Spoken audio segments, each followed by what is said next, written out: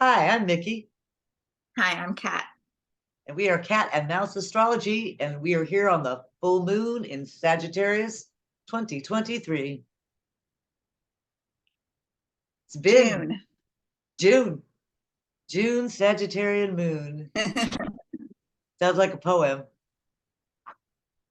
It actually could be inspiration for a Yeah, poem, you know? What Sagittarius it mean to might be that you? beautiful. Sagittarius means adventure and good people. I love people who have Sagittarius placements. They're kind of my favorites. Right. Good vibes, Good vibes. good times, Free-spirited, going somewhere, doing something, having some fun.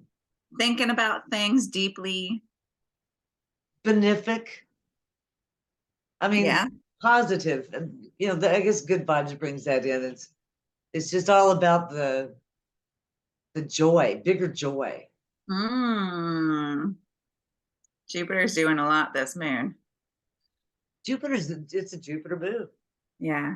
I'm It's a not Jupiter sure move. what the primary aspect is this full moon. We're gonna Let have me to pull it up. Let's take a look at it here. Let me find my share. go look and Here we are, and it's it's full back. moon at 13 Oh, look at degrees. that. Sitting on a pile of books. And Nice. maybe you'll give us our 13 degrees here in a minute of Sag Whoa. and Gemini. Yeah, But it's kind of cool. I mean, we've had a lot of stuff going on in Gemini because of the Mars being there for so long. And right. having Sag now being blessed with the big full moon and Gemini being having that sun in it shining on Sure. the full moon from Gemini is kind of a, I don't know, it feels like a cleansing, healing moon in some ways to me. Nice. It part of it's because it's trine Mars. It's separating now. We're not at 5. We're about 4 to 5 degrees separation. So Okay. we've been in this trine the last few days. We're on the third, moon's tomorrow, the fourth. So over the last few days, I've been feeling, I think some people have been feeling relief from the Martian tension. Oh, because of the trine with Mars. Yeah, because now we are in trine with Mars, the sun and moon. Oh, this says And sextile. Do you mean sextile? yeah, the sun being sextile and the moon being trine Oh, I see. Okay. Mars. Yeah.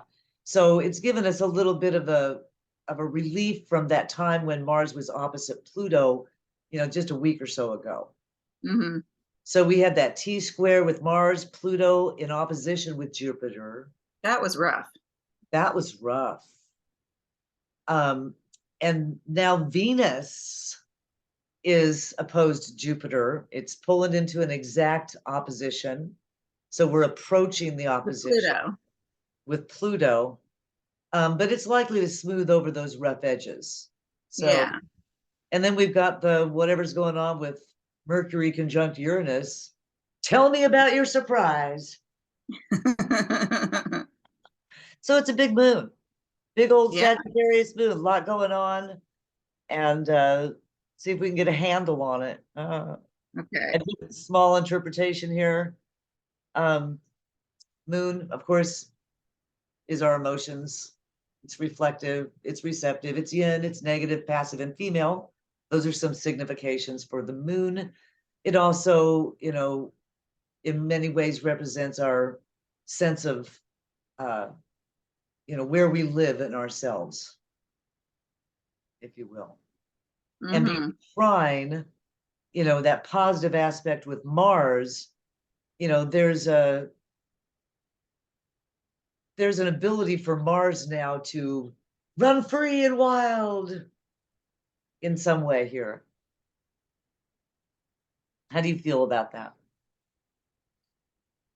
I don't know yet. Well, it's I haven't yet. Sagittarius, so it's that big, big philosophical, adventurous thing. Right? Which is really comfortable in the not knowing.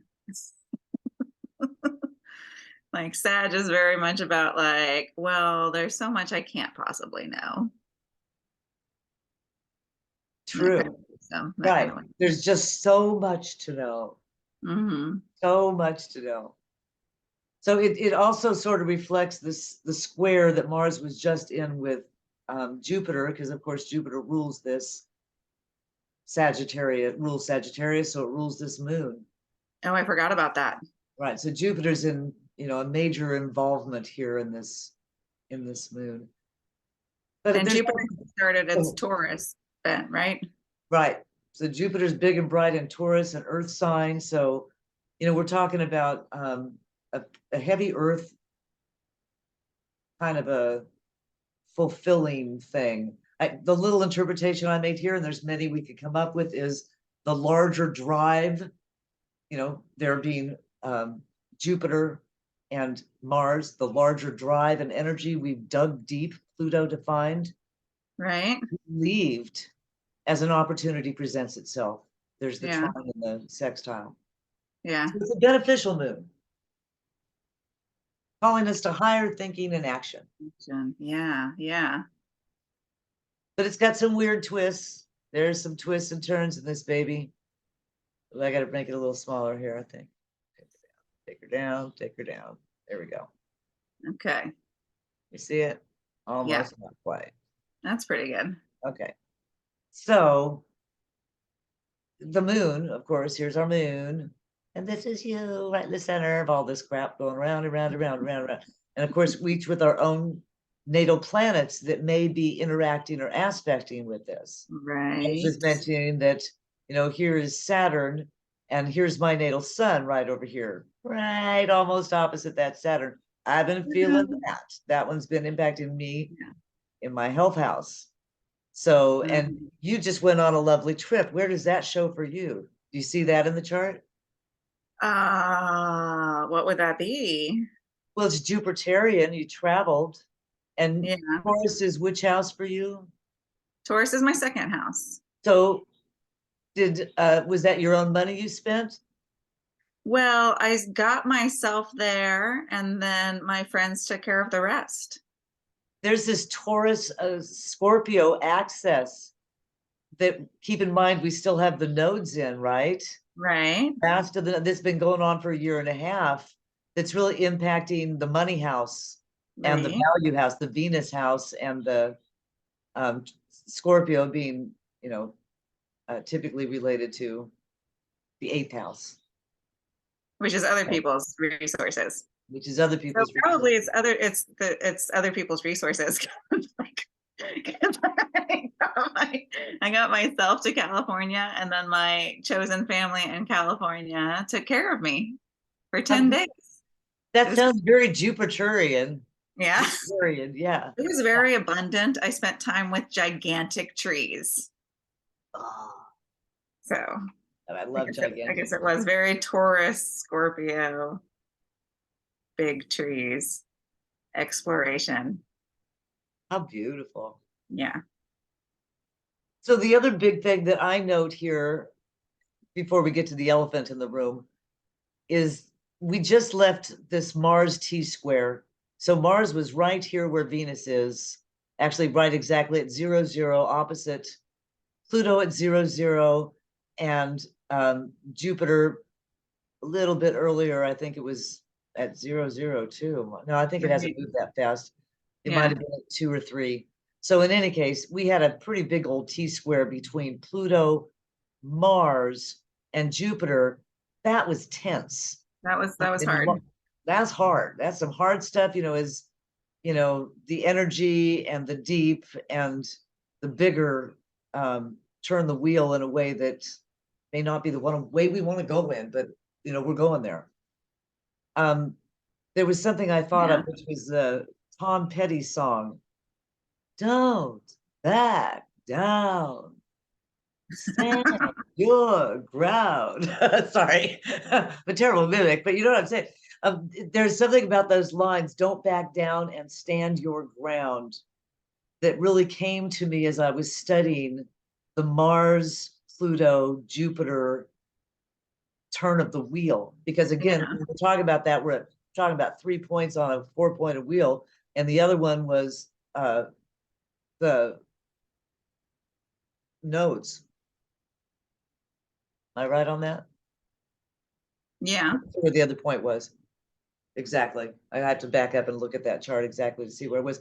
But this was a pretty major big deal configuration for everybody, I think, in those digging deep, how we're using our energies ways. Mm-hmm. But now Venus is there. Now Venus is there. And Venus, Mars is pulling away. And we have to look at the Venus story a little bit because Venus, you know, Venus is pulling into her synoptic phase. I'm probably going to mess that up. Somebody correct me. Where she's going to go 40 days and 40 nights. She's going to go into the place where she is in the first place of making the 5-pointed star, which she makes in the sky every 8 years. Mm-hmm. So she's going to spend 40 days and 40 nights in Leo. Yeah. Yeah, which I think is really positive. But as Venus pulls into this phase, she's going into invisibility. Right. She's taking her night journey in Leo. That's going to be amazing. I'm really looking forward to this as a Venus ruled person. I'm hoping that this is going to be a really major healing place for everybody's Leo place. Venus, Yeah. Leo is going to get touched by the beauty of Venus, and Venus is going to get transformed by the sun. And Mars is there for a big part of this as a co-present in Leo. Oh So my God, I'm so excited. yeah, the lovers conjoined. So, and now, right now, Venus is in the place where Mars was, creating or part of a rough time with Pluto and Jupiter. And now Venus is kind of there smoothing over those edges right before she dips into Leo. This is a long configuration. This is Look going at to her last trine us to all. Neptune. She's in Yeah. trine to Neptune. And she's in trine to Neptune. That's right. So and pulling into the trine too, like she's pulling into the opposition. So it's this imagination and this ability to I don't know, maybe hopefully not delude ourselves. No, that's not a delude yourself configuration. I think it's That's pretty healing. that's Yeah, an imagination. Another world is possible. exactly. How do you bring your values more front and center to your life? Right. How do you beautify your Leo house? Yep. Focusing on what matters. And there's the energy to beautify your Leo house. Yeah. Because the lovers are there together. There's the That's energy to do this. And they don't ever conjoin. They don't conjoin until next February in Aquarius. Oh, nice. Okay. So in this way, as a Venus ruled person, what I'm looking at is if you've got some creative project, Neptunian Venus project, if you're a singer or a writer or a creator of gardens or a sculptor, yeah, anything that you're doing that's creative, which, anything you're putting your energy into in a positive way to make something better or do something for the future is creative on some level. That project that you're moving into is going to go forward and forward and forward, and then it's going to stop. It's going to back up and back up and back up and back up and back up. It's going to come back. And as it does that each time, it's going to have, we'll see this on the 10th of June, it's going to trine Jupiter. So we're going to get square Jupiter. We'll get 3 squares with Jupiter here. Ooh. Yeah. And so then when it moves on up, it'll finally meet in Aquarius next February with Mars. They'll finally get together and the culmination of your project. Potential. Oh. So I hope you're not in a hurry for the project. Give it time to really, what do you guys, a metalsmith, call it when you have to isn't there a time involved that you have to go through this process before things turn into what they need to turn into? Probably. Alchemy? I don't know. Alchemy. Yeah, that's the word. So anyway, the Venus journey is pretty cool. And right now we're getting, like I said, this is all part of a process with Mars going into here I don't know. It's pretty interesting. That's exciting. So this is Venus's Inanna descent. Yeah. Yeah. Do you want to give us some Sabian symbols for some of this? And also we've got the Mercury Uranus. Let's talk about the change. Or, Okay. whoa, they said something surprising. Oh my God, I can't believe they said that. Okay. The Sun, 13 Gemini, two people living far apart in telepathic communication. Mm. The Moon, 13 Sagittarius, the pyramids and the Sphinx. Mercury, 19 Taurus, wisp of clouds like wings are streaming across the sky. Uranus, 20 Taurus, moving finger points to significant passages in a book. North Node, 3 Taurus, the pot of gold at the end of the rainbow. Jupiter, 4 Taurus, a widow at an open grave. Venus, 28 Cancer, a Greek muse weighing newborn twins with golden scales. Mars in 8 Leo, a communist activist spreading his revolutionary ideals. Black Moon, 16 Leo, volunteer church choir makes a social event of rehearsal. Pluto at 0 Aquarius, an old adobe mission. Saturn at 7 Pisces, a girl blowing a bugle. Neptune at 27 Pisces, a fertile garden under the full moon. Yeah, what a Sagittarius moon. Right? Pretty So we got beautiful. the sign between Neptune and Venus is the fertile garden under the full moon, and a Greek muse weighing newborn twins. How marvelous. And that's something that we're growing that into some beautiful creative project that may Right. not actually be in fruition until next spring. Yeah. So it's a like weighing of your options, balancing of the scales as you move forward, working towards some kind of abundance and fulfillment. Yeah, and I love to use the Sabian symbols as a meditative tool, personally. To pick the one that is striking to me or feels like it's having an impact on me, which I'm going to come back to in a minute and ask you, Yeah. and then meditate on that for a while and see how it resonates, because I find that a truly helpful use of the symbology of our skies. Yeah. In a personal way that helps me. And one thing, I came up with 2 songs for this because I like to do that. I'm going to try and do that when they come to me. I'll try and share them. And one of them was that "Don't Back Down" with the Mars opposite Pluto with the Jupiter in there. And the other one that I thought of with the nodal opposition here and the Jupiter conjunction, which is just separated, is the song. No, I wrote it down. It's just because I have it. So let me scoot down. I wrote it down. Oh, well, let me scoot. Like, where is that song? Oh, yeah. Hold on loosely and don't let go. Sorry. Hold on loosely. Fleetwood Mac. Hold on loosely. But don't let go. But don't let go. Because there's our balance between the nodes, right? Because in this particular configuration, you don't want to let go. But don't hold on too tight or it's going to bite you. Yeah. In this particular situation, back off a little bit, but don't let go. Hang on to this dream that you have. Let Venus pull you in. Mars is there with the energy to do something. Let the alchemy work. Don't expect something to happen. I don't think you have to work too hard. Something. What? I don't think you have to work too hard. Right. Let Venus do her magic and be aware that there's something invisible, something that's important that you're not seeing. Maybe you got shadow in this area. Yeah. And Venus is going to work on this shadow. And it's going to take a while. It's going to take all the way through September with Venus playing here.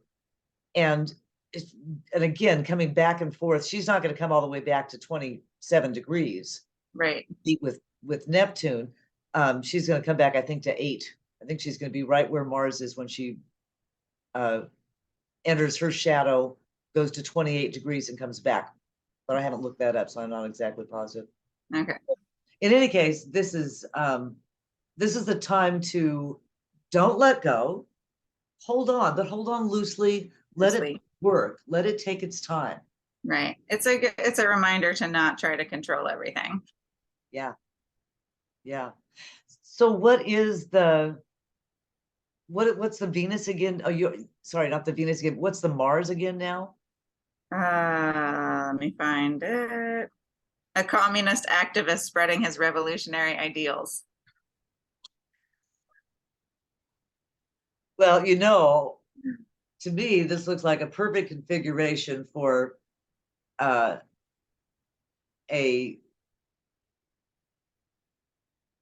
opportunity for the Ukrainians to regain some ground that they lost. So I don't know that has anything much to do with anything. That let's keep it more personal. I don't know but there is a political in this too. There is the larger sphere of the world too. And for those who may have been feeling depressed, this Venus moving forward into a fire sign may be a big positive move forward for people in oppression to find relief. I think the keynote is the ideals. Yeah. Is that like I've in recent months I've been meditating on the duality of real and ideal and how things can be both real and ideal. Maybe not all the time. Maybe it's real all the time, but not always ideal.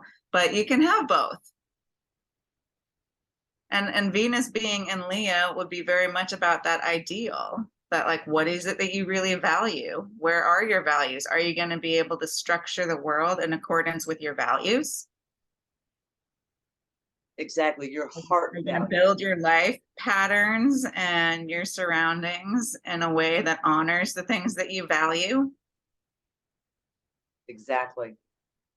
Where are your values? Where are your heart values? And you might have to think about that because it's going to go forward a little bit. Then you're going to have to think about it a little bit. Then you're going to go have a chance to make a real decision. So there's 3 passes here.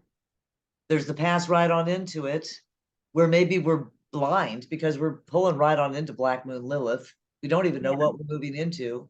When we back over Black Moon Lilith, we know what we touched. We know what we're going through. So when we go back the 3rd time, hopefully we're doing it with awareness and forethought as to truly what we value and how we want to structure this fire, that we have an opportunity, this heart fire of Leo. Yeah. With the beauty of Venus. Yeah, I think people should really pay attention to whatever Leo is for them. Exactly. Leo is the really major placement for the next 4 months. All the way through September.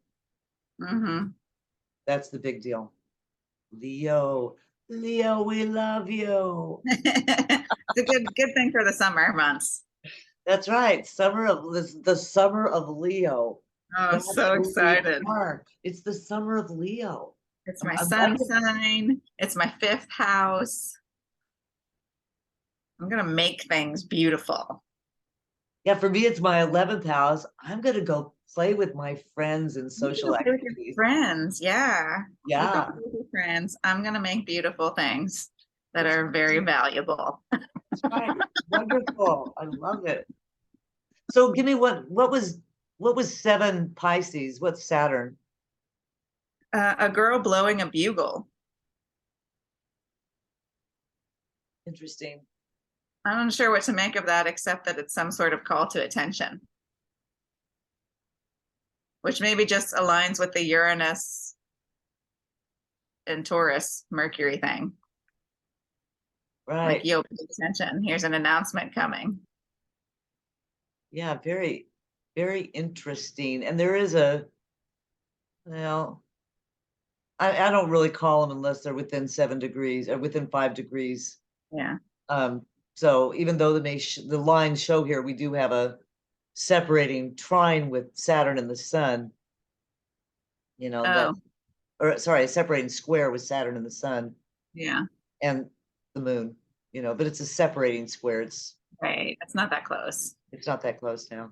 Yeah. Well, I'm gonna scoot down. We're kind of gonna run out of time. So More to have the Saturn Jupiter sextile. That's more what's going on there. right, exactly. So we have Venus in Cancer at right this second, homey Cancer.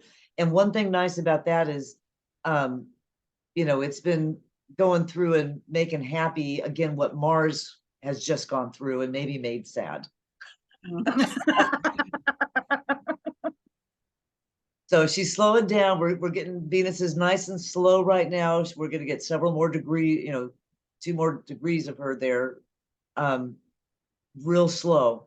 So if you got anything at the last few degrees of Cancer, you're getting beautified. This is a time to plant flowers or, again, make a picture, make a song, especially for those people with something at the last couple degrees of Cancer. Have some telepathic communication with your long distance lovers, something like that. Exactly. Oh, yeah. What is that? The sun? Yeah. Right. I assume they're lovers. Well, Doesn't that's where actually say Venus that is in going. That's where Bolivian. Venus is headed right now, to the sun. So Two Mars, people living far apart in telepathic communication. and that's the sun. That's the sun. That's the sun. See, that's sweet. Venus is moving right into that. So Mars and Leo, trine the moon, sextile, sun, is giving us energy for moving on. So the deep dark stuff that Mars and Pluto were involved with, we're moving beyond it, whatever it was. Right, right. Whatever that was, we're shaking the dirt off our shoes. So some squares. This was the square we just had. It was the Jupiter square Pluto in Aquarius opposite Mars in Cancer. But now we've moved on. And now it's Venus in that same placement. Like I said, offering some healing. And a short interpretation of that is a difficult corner is turned related to what we value. The energy to protect our home turf is or was pitted against the requirement to transform something. Those two can be the same. Yeah, exactly. But now with Venus there, we have something just much more positive going on. And I don't think I updated that. Yeah. Just so. Beauty and value. Beauty and value. Beauty and value. So I'd say as a sort of wrap up final thing is, find the joy here in your Neptune Venus and think about what you're going to be playing with for the next several months. Right. Creatively. Why do you have this as you in Libra? What does that mean? Oh, it doesn't mean anything. Oh. No, I mean, it doesn't. It was just the dot. The dot is supposed to mean that's representing, the dot in the center represents you. I should take it out because the arrows are pointing the wrong way then.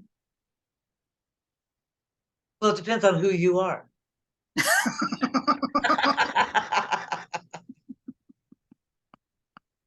So I need to remove that because you're right, because the dot should be alone without the this is you, because that's you only if you are at, about 22 degrees of Libra.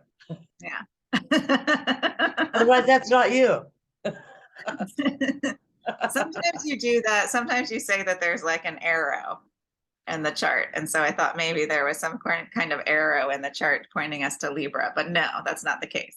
No, I forgot to erase it from last time. Because I had to do so we're dealing with Taurus and Leo is the primary focus of this Sagittarius moon. Well, and the whole thing, everything is ruled by Jupiter, and Venus is the big deal. So anybody with Libra Taurus placements, right? This is where it's all happening, is in your Libra Taurus houses as well as Leo, because that's what Venus rules. But look, I didn't even see this until just now. There is a grand fire trine between the moon, the black moon, and Chiron.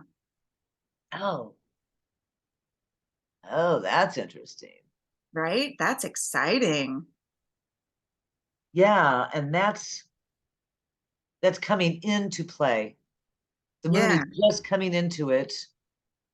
Black moon is moving slowly, so I would say in a few days, if I animated this chart, in a few days, that trine's gonna be exact. right. That does offer some interesting healing over something we're not even really aware of. Well, that's exciting. That might be the Jupiter Mercury message. Or not Jupiter, the Mercury Uranus message might have to do with our fire signs. That's good.